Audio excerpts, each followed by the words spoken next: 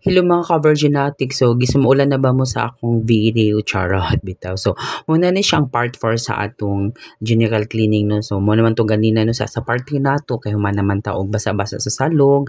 Ato naman siya namapan. So, karon ni uga naman siya. So, ato na po siyang siligan og balik mga ka-Virginatics. Kay, syempre, nanan po ni mga small particles, no? So, mga hugaw nga dapat na po siligan nato. Kay, para po, limpyo na siya mga ka-Virginatics. So, parang pagtamak na to sa tiles, pack,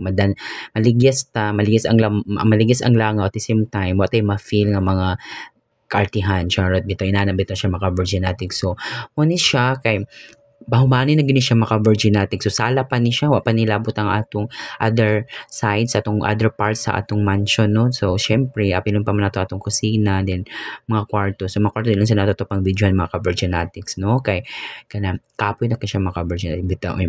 So mo ni na siya. So ato na ni siyang siligan mga ka-Virginatics. So mo na ni siya ang final touch. Char, final touch ganahan ka. So pag final touch na siya mga ka-Virginatics, so and gina siya. So kani nga part sa atong sala mo na ni siya ang final touch gikan sa pagkuskus, pag hinlo sa ceiling fan, pag map. So siligan siya og balik kay syempre di bawal nagamap ta na mo madala nga mga or mga kuha nga mga germs, mga hugaw, malikabog. So ana.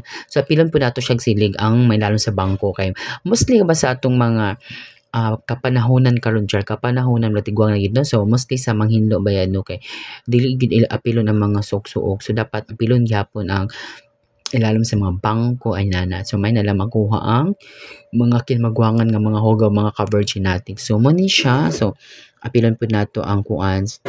So kainit sa panahon mga ka-Virginatics, no? So bisag wa pa koy ligo that time, fresh naman gyapon mga ka-Virginatics. Okay ra man gyapon wa bitaw mo simhot na ako cha.